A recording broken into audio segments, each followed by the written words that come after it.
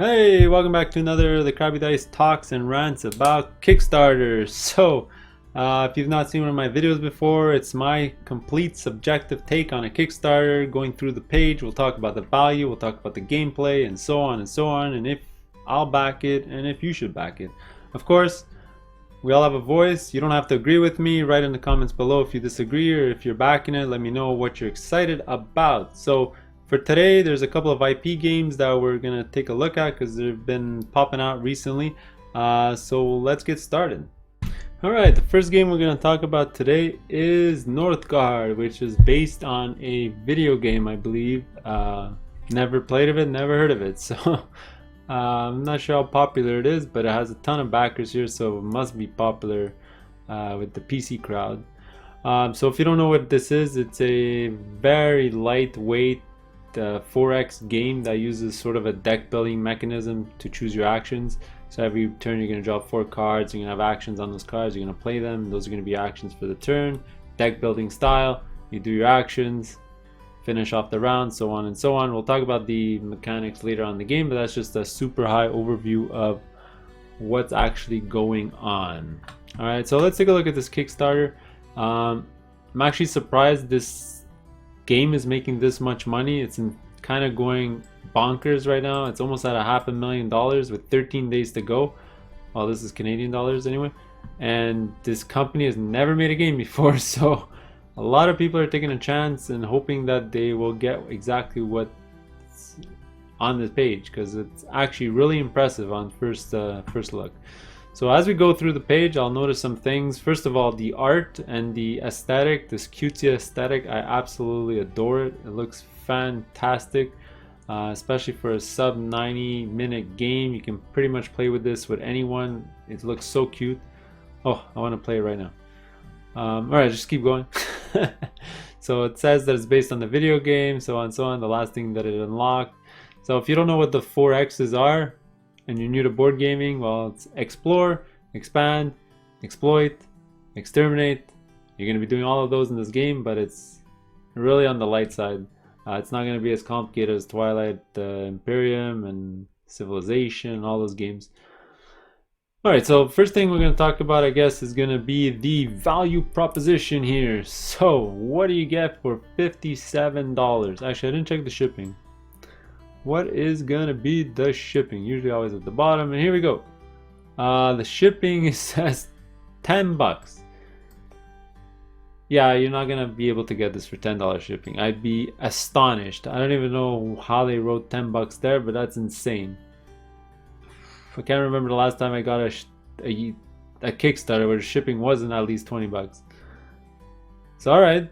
They say $10. I'll make it 15 when I'm doing my calculation, because I don't think you're gonna get it for 10. So let's say 57 plus 15. Let's say $72 for shipping included for what's in this box. Is still very reasonable. Nothing to scoff at here, but getting like 150, almost 200 tokens, 2 dice, about 150 cards, 35 map tiles, 70 minis, although I wouldn't call these minis. They're gonna be soft plastic miniature things, sort of what you got in the Awakened Realms, what's that game, Lords of Hellas. It's gonna be the super small dinky guys. They look a bit chunkier than let's say a Kemet or whatever, but it's nothing to write home about. But you're still getting a ton of plastic, getting cards. You're gonna get also what was included in one of the unlocks here is the standee version of the creatures of Northgard. So you get an expansion, which is cool, for free.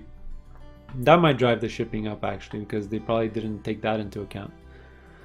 Alright, let's keep going. So, okay, so just on that, on face value, what I would suggest is, if you're interested in this game, do not back it on the Warrior pledge.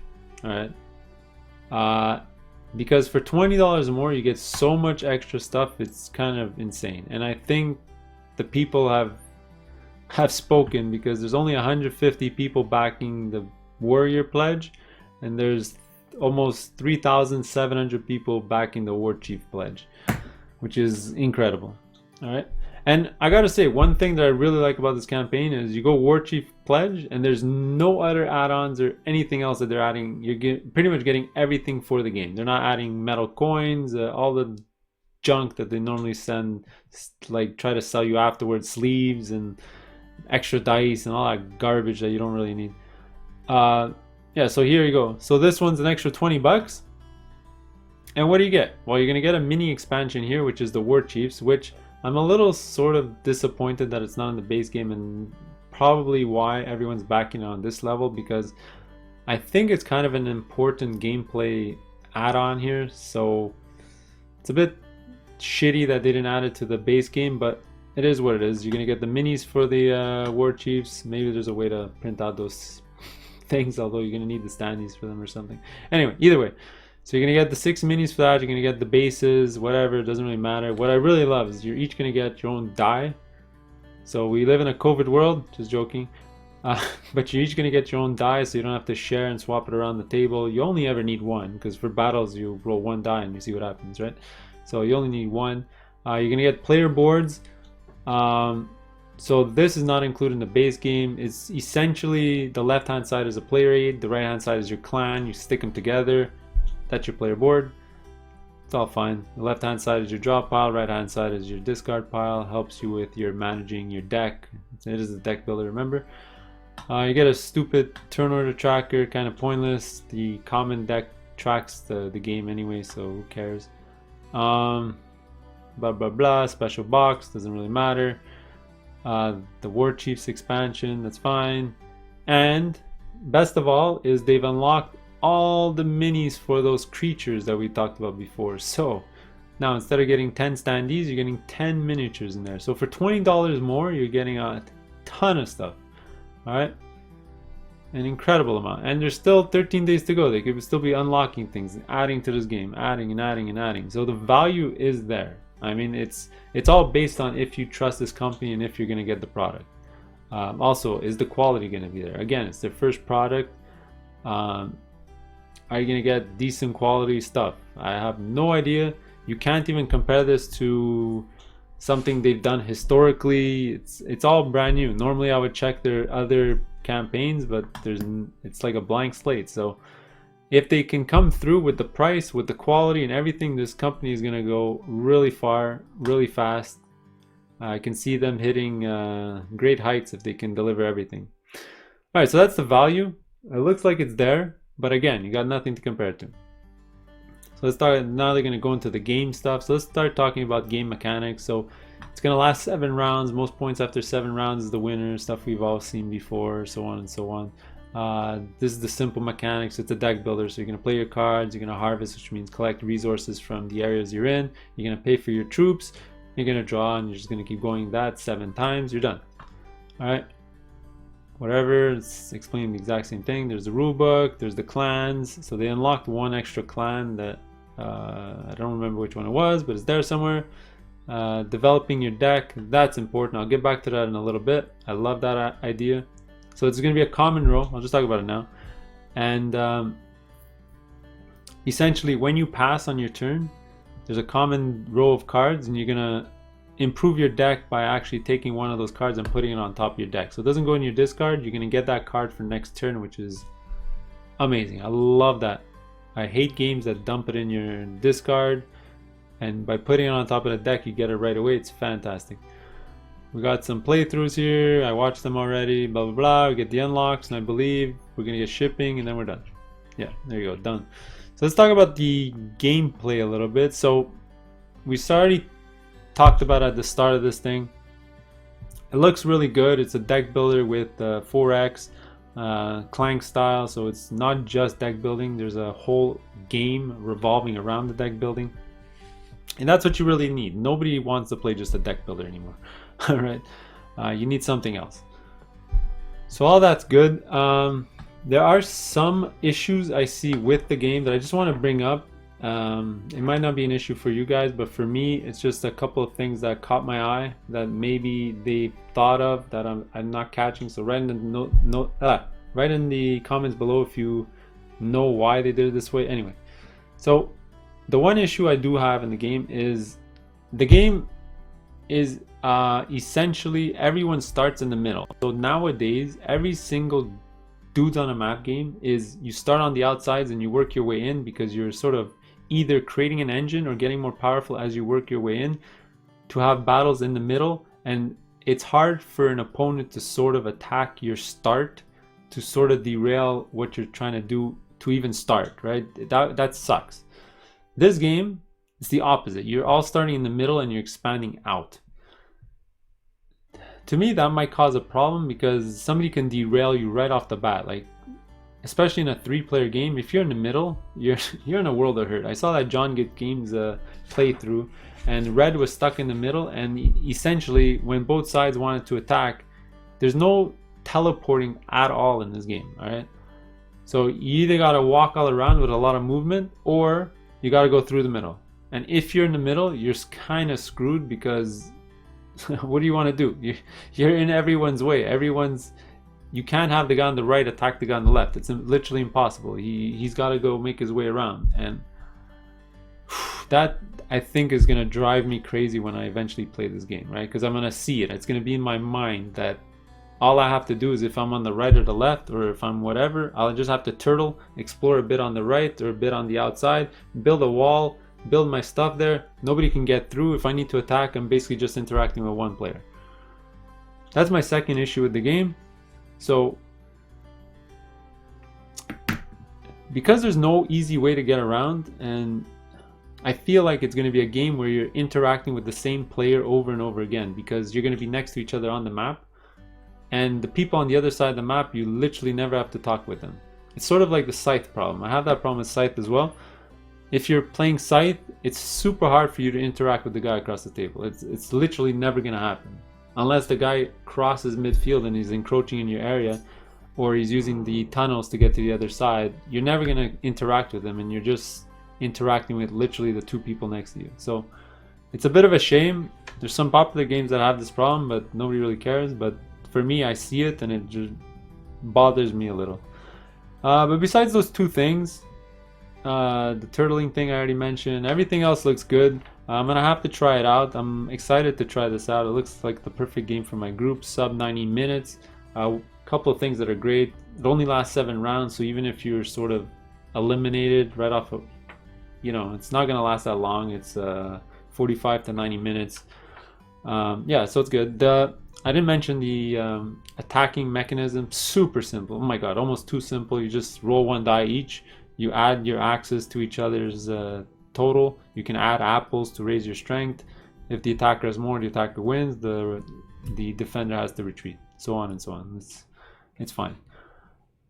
And that's it. Oh, sorry, I had one thing. I don't know if there's going to be runaway leader problem, because this game, in the 2 playthroughs that I saw a bit of a runaway leader problem, in that the leaders are gonna have more resources because they have more lands, and the people losing are gonna have less resources and less lands every round. So the leaders making more points and more resources, whereas the people losing are gonna get less resources and less points.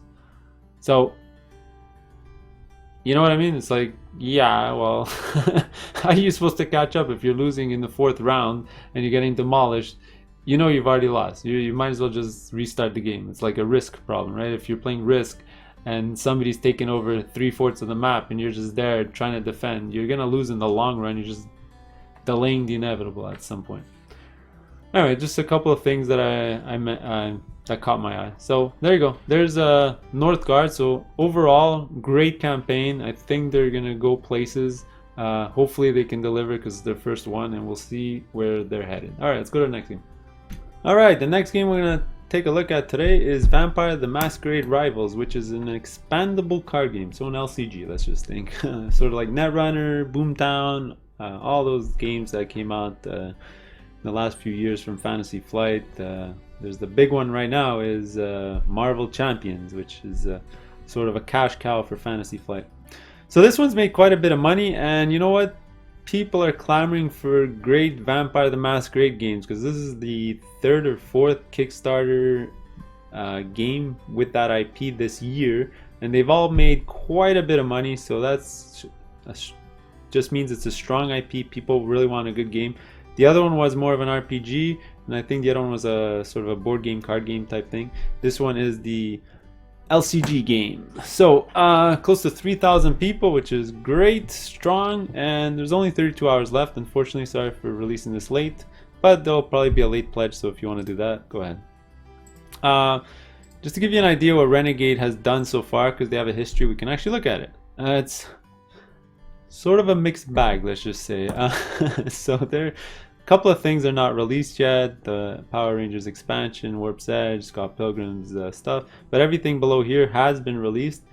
There are the Power Rangers guys, and I'll tell you my honest truth, that game is beyond horrible, and I'm surprised it made like millions of dollars on its last Kickstarter. That game is whew. Okay, let me just cut it there.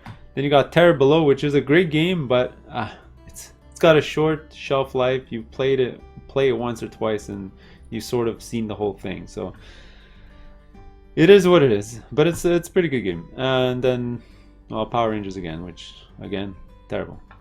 All right, so that's what they've done. But in retail, they're mostly a retail company. So in retail, they did all the Clank stuff, and Clank is their cash cow. Clank's amazing. Everything Clank. I love Clank. One of the best games I've ever played. So Clank in Space, Clank Regular, and they're also the guys that reprint all the Philips games, the Raiders of the North Sea, all the North Seas, and all the Architects of the West Kingdom stuff. Those are all great games, but they're just republishing those games. So how much extra credit am I going to give them for that? Not much. All right, so let's go through this. And you know what? Because it's an LCG, already there's not much I need to say. Okay, you either think this game's going to take off and it's going to be worth it, or it's not. Because dead LCGs in general, their value is close to zero. Okay, pick any LCG or CCG or anything that's dead, that nobody plays. You can find them on the secondary market for close to nothing. All right, go find Boomtown, go find that Munchkin game, go find even right now the Transformers game that just died. In 3 months you can find those Transformers cards for almost nothing. All right, dead card games are worthless. All right, literally worth it. So talking about these type of games in general is always hard, because I can't tell the future, right? You're not gonna know. If you think it's gonna take off, well then you're safe back in this. But if you're just interested in the IP and you want the game, just wait till retail. And there's another reason I say wait till retail, is because, let me scroll down, I'm gonna skip this $100 pledge right now. Let's go to the $40 pledge here, which is the base pledge, and it's $40 and MSRP is $45. So right there it's not worth it, because you add shipping, you add 15-20 bucks shipping, you add 55-60 bucks for just the base game, whereas you can get it at $45 or probably less at retail. It makes it not worth it, because there's nothing in this box that makes it worth it. You get alternate art, you get one unlocked card, and you get some card dividers. Everything else you're going to get at retail. So right there you're spending $10 to $15 more than you would at retail just to get it early. On that alone, it's not worth it, just the base one, without even talking about if it's gonna live or die as an LCG in the future, right? I find it a bit bizarre why Renegade priced it this way. I mean, it's a mixed bag. What else do you want me to tell you? I just think it's not worth it. Then we're gonna get to the $100 pledge, which they do say $270 final value, but that's just because they priced their neoprene mats at like $30 to $40 each, and that's how they get to that price. I wouldn't even look at that MSRP value there. So what you get in this box is the base game stuff that we just looked at, so the $40 stuff, which lasts until here, I believe. Then you get one organized play kit, which I think they say it's 10 bucks. You get plastic tokens, which is very cool. That I would suggest to get, but you can get that as an add-on. So you get those, and you get a bunch of play mats that are just art, and they don't actually show you how to play or anything. So it's mostly geared for those those Vampire Masquerade fans, because they're really non-functional neoprene mats. You can almost think of them as mouse pads, right? There's nothing on here that'll help you play. Also, another thing I gotta tell you is Neoprene mats in general, in all campaigns, I never back them because they're not worth anything, right? Nobody's clamoring for a freaking game mat because they're hard to store, they're hard to carry around, they're just hard to use. Even though they look beautiful and they might be bigger, they're not worth it. Added to that any LCG game that has a playmat or a dead LCG game, because you don't know if this is going to survive, is literally worthless. You can go buy a Dice Masters playmat for like $1. When that game came out and people were making playmats, they were selling for like $20, $30, $40.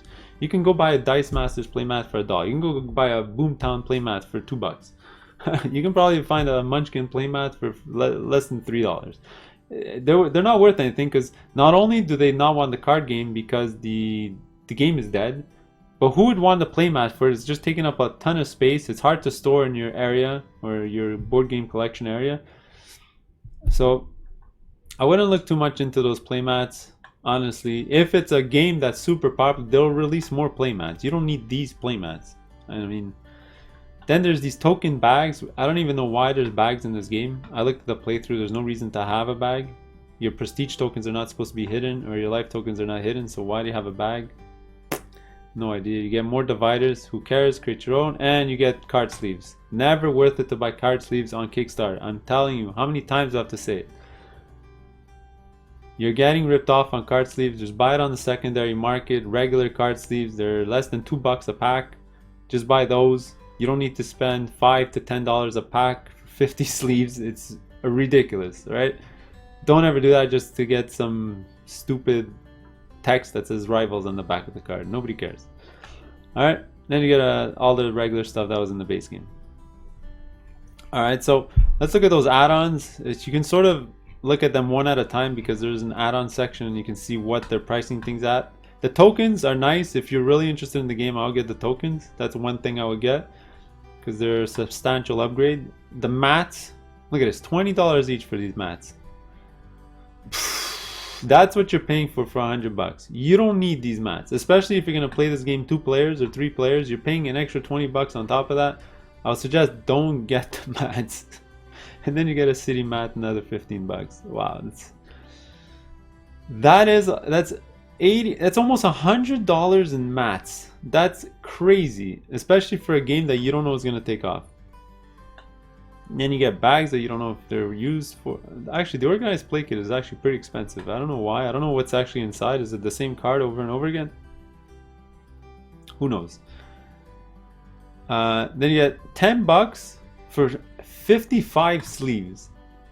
These must be the most expensive sleeves I've ever seen in any Kickstarter ever. That means for the 4 packs above that they were saying $40 for 200 sleeves. Are they insane? Don't buy sleeves on Kickstarter. Oh my god, please don't. Like, even looking at base value of what's in the $100 pledge, even if you're super interested in this game, I wouldn't do it. You're getting a ton of crap that you don't need, especially if you don't know if the game's gonna survive. That's sort of where I have to like finalize my thoughts, right? Like Boomtown, I remember when the game came out, there was a super deluxe version, $100 and something. If I remember correctly, it's been a while. All these games that when they come out, they always come with a deluxe version and stuff, and people buy them because they think the game's gonna last. But guess what? I would say 80% of these LCGs and CCGs die within a couple of months, and then their cards are beyond worthless. And that's where I stand here. Do I think you should take a chance on this game? Sure, but wait till retail. You don't need any of this extra stuff. There's nothing in this Kickstarter that's swaying me to back it. I mean, for $100 for a card game, all you're getting is neoprene mats. It's still like 200 cards you're paying for.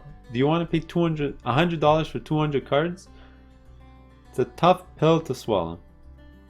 That being said, let's forget about value. Let's talk about the base game. I actually think the base game is really good. Let me change gears. I'm sorry for being so negative. I tend to be negative. I don't know why. You probably noticed that. That's why it's called the Crabby Dice. But let's talk about the positives. The gameplay looks really good. I'm actually interested to try it. It has a mixture of, let's just say, the old Warhammer game from Fantasy Flight with the Game of Thrones LCG from Fantasy Flight as well. They sort of mixed up those two because you have units that have 3 icons and you can defend and attack in different ways. And then you have your middle board, which is the city, and you can attack into the city by sending out your vampires. If not, they stay in your haven and they use their abilities. And by attacking people, you get sort of like attachments to your guy and stuff like that. And you're trying to win using your, I forget what it's called, like a plot card where you're adding points to it, and if you reach 13 you win. And that's what makes it great by playing it more than 2 players, right? Because of that insulary way of winning, right? You have your own way of winning and everyone around the table is gonna have their way of winning. So you can play it 2, 3, or 4 players because you're sort of all going for different things. It's not one of those games where it's an attacky game where if you're playing 3 or 4 players it's always wonky, because you can be the guy on the side, the other 2 guys attack each other, and then because nobody's attacking you, you're automatically going to win. That's what I hate about Magic. You can not play more than 2 players, and so on and so on and so on. So that's what's great. The only reservation I have about the gameplay, I really want to try it, though, is because you have only one way to win, and it's not like Magic and those other games where there's only one way to win, but multiple ways to get there. This game has the opposite effect. Each player has only one way to win, and there's only one way to get there. So I feel like you're almost going to be on train tracks, right? You sort of only have one path to victory. You're just going to go on it and you're just going to flow. You're sort of just, the game's going to sort of play itself. That's what I might feel like the game is like, but I haven't played it, so I don't know. Just my thoughts on it. But besides that, the mechanics are solid. You know, you don't have to waste time drawing cards. You're going to draw 2 at the end. I really love that. I hate games where you have to spend time drawing or you're always top decking. Here, you're going to draw 2 every time. There's ways to draw even more. Fantastic. You have plot cards or intrigue cards that you're sending around the table to affect the game. There's a city every single turn, and another card's going to flip over, affect the game. Fantastic. All good things. I think the designer did some really good things here. Besides the plot thing, the point scoring thing, the only other thing I might have suggestions on are, I don't know how the game's going to grow, because in most of these type of games your units sort of have different abilities and different stats and all that, but in this game almost all vampires have like 3 points of stat separated within 3 tracks, so you essentially can't really make them overpowered because it'll throw the balance off or something. So anyway, we'll see where this game goes. So in the end, I'll just summarize. I've already been talking way too long about this game. Is this game gonna survive? Who knows? We're not Nostradamus. We're not gonna know. So would I back it? Not really. Do I think you should back it? If you do, I think you should back at the $40 level and get maybe the tokens, plastic tokens, neoprene mats. Don't get those. Those are so useless, it's ridiculous. And divider, fine, get the dividers. Who knows? Don't get the sleeves. My god, the sleeves are such a ripoff. $10 for 50 sleeves. That's insane. Alright, there you go. That's all I gotta say about Vampire the Masquerade Rivals. Alright, the next campaign we're gonna look at is the Umbrella Academy card game, and I just want to talk about this for less than 3 minutes because this campaign just got me freaking angry and I just have to get it off my chest. And I know all of you out there are like, yeah, we get it, it's not meant for board gamers, but Lord almighty, this is just dribbled garbage that they rushed out the door just to capitalize on the super popular Netflix game. So it's essentially just a card game, and it's just flipping over cards off the top, and you just have to max the cards in your hand to beat the power level of the guys, and if you do, you discard it. If not, you take damage. That's essentially the game.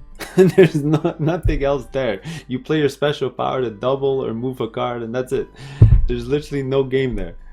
Like, it makes Marvel what's that CMON game, that Marvel game that they just made that I make fun of all the time, it makes that one look like a Mensa winner. It's insane. Alright, we're just gonna go through this quick. Okay, another thing, why is Studio 71 creating another Kickstarter account? They've already released Kickstarter games. It's kind of dumb they created a new account just for this game. Okay, fine, whatever. So dumb. Then there's Board Game Geek, who took a ton of money to preview this game. Good for him. Get paid when you can. I would not take money from this game. So essentially, what are you getting for your value? If you played if you pay for the base game. It's 25 bucks plus shipping, and fantastic news, no shipping costs anywhere on this goddamn page. You can end up paying 20 bucks because nobody knows. There you go. So let's just say 35 to 40 bucks for this, shipping included. Gigantic ripoff for 200 cards. I wouldn't even pay half of that. All right, this, you can find this in the secondary market, guaranteed under 15 bucks, if not under 10 bucks, guaranteed. Then you got the deluxe edition that comes with this game mat, which if you actually look closely to it is let's say 70% art with no actual use whatsoever. It's a card game where it literally holds 3 decks of cards that you can see here, and then you flip over like 6 to 7 villain cards and you have to match those cards. Like, why do you need a game mat? It's the most redundant game mat I've ever seen to any game ever. You don't need it's so over the top. This whole freaking campaign is over the top. And then you got the collector's edition, where you know what, I'm 100% positive people are backing it just for this volume 1 book with the new cover, because they think it's going to be a collector's item. The game you can just throw in the garbage after that. If you think that that book's going to be worth 75 bucks to you, fine, get the book. If there's a way, like if there's an add-on way to just get that book, I guarantee you this thing's going to drop in price, because nobody cares about that game. Everyone wants that book and those enamel pins. Nobody wants this game. I'd be surprised. Right, you know what? Write in the comments below if you're interested in this game. I will apologize to you, but nobody wants to play this game. Then we got the stretch goals, which are gigantic leaps. Especially for a card game, you're just adding up like what, 5 to 10 cards every time, but you're leaping here almost 100 grand every time. That's 75 grand every time to add 5 to 10 cards. Wow, it's really bad. Yeah, let's just go through this fast. And the art, let me just talk about the art. I'm guaranteed there's no original art in this whole game. It's all ripped out of the freaking comic book, so I'm not gonna congratulate them on the great art. Even the graphic design's horrible. Like, what the hell is this? Oh, and the worst part, something I forgot to mention, you're paying $25 for a box. For a box. You're literally using a card to calculate your health by sliding it up and down. Is this 1995? I thought we were past this. Like, how is this acceptable in 2020? If you're gonna do that, release it in a Tim Flowers box, whatever, where it's just a card game where it just holds the cards, and then fine. There's no space for the tokens. But if you're releasing a goddamn box, give me the freaking life tokens inside.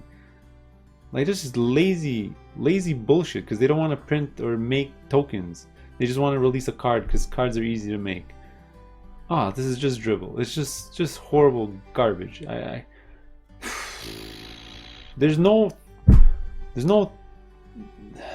text on any of the cards. Like, put some thematic words or sayings that they say in the freaking book or something. Like, okay, I'm done. Yeah, I just had to get off my chest. It's just dribble and garbage. Guaranteed these 4,000 people are gonna back this game. They're not even board gamers, and definitely don't back this. It's terrible.